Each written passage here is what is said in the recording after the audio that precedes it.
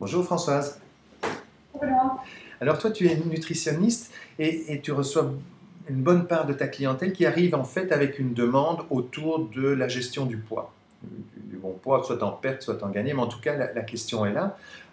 C'est comme ça que les gens arrivent chez toi. Euh, Toi tu as une manière particulière d'aborder ces questions de gestion du poids. Tu peux en dire un peu, nous expliquer ça? Mhm. Donc, il y a la gestion du poids et je rajouterais aussi beaucoup de gens viennent pour un mal-être général, une fatigue D'accord, chronique. ok. Et, et les gens viennent sans avoir réellement conscience de ce qui les a amenés là, dans ce mal-être, dans ce surpoids. Et donc, ils se disent, bon, ben, ils ont déjà consulté un petit peu partout, ils se disent, ben, en quoi ça va être différent, mais enfin, je vais quand même encore faire une tentative. Et là, je leur explique que pour trouver un mode alimentaire et une paix intérieure et avancée, il faut vraiment travailler sur un ensemble des aspects et travailler vraiment sur le physiologique et le psychologique en même temps. Et vraiment, ça, c'est la clé de ce que je propose et de différents autres facteurs qui est maintenir son corps en forme, donc rester en mouvement, faire de l'exercice, du yoga, de respirer, d'aller dans la forêt, d'oxygéner son lieu de vie, de boire de l'eau.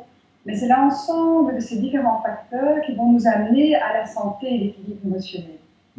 Et donc, je propose vraiment de travailler conjointement sur les deux. Et ils prennent conscience très souvent, ils n'en avaient pas conscience avant de venir, que derrière leur trouble du comportement alimentaire ou derrière leur fatigue chronique, leur irritabilité, il y a réellement une souffrance émotionnelle, psychologique, dont ils n'avaient pas conscience. Et de prendre conscience de ça enlève déjà une charge de culpabilité, parce que souvent, ils ne s'aiment pas dans leur comportement. Déjà, comprendre aussi que c'est un comportement, disons, qui est inadéquat, mais souvent, ils ne s'aiment pas dans ces comportements. Et donc, ils ne s'aiment pas parce que, voilà, ils savent que quand ils commencent une voiture de cycle, ils n'arrêtent pas. Mais je leur aide à prendre conscience aussi que physiologiquement, ils ne pourraient pas s'arrêter.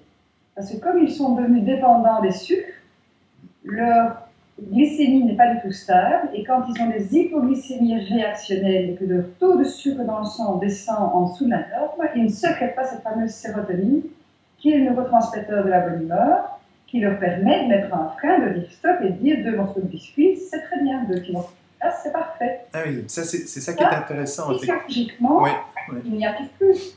c'est ça qui est intéressant, c'est de porter enfin comme tu le fais, porter l'attention sur les aspects physiologiques et psychologiques. Mais dans le fait de porter son attention sur les aspects physiologiques, on peut d'une certaine manière se déculpabiliser psychologiquement parce que c'est absolument normal, enfin naturel ou physiologique qu'on ait ces difficultés et ces dépendances. Absolument.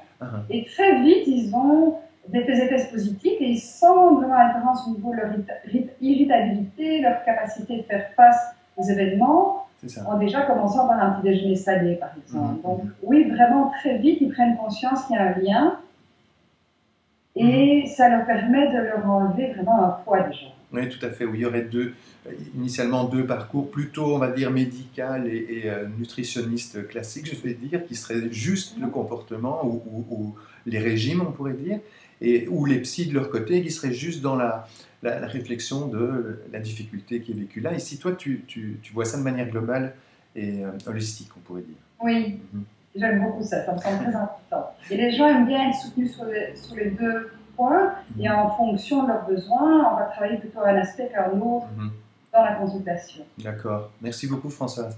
Voilà, merci Benoît.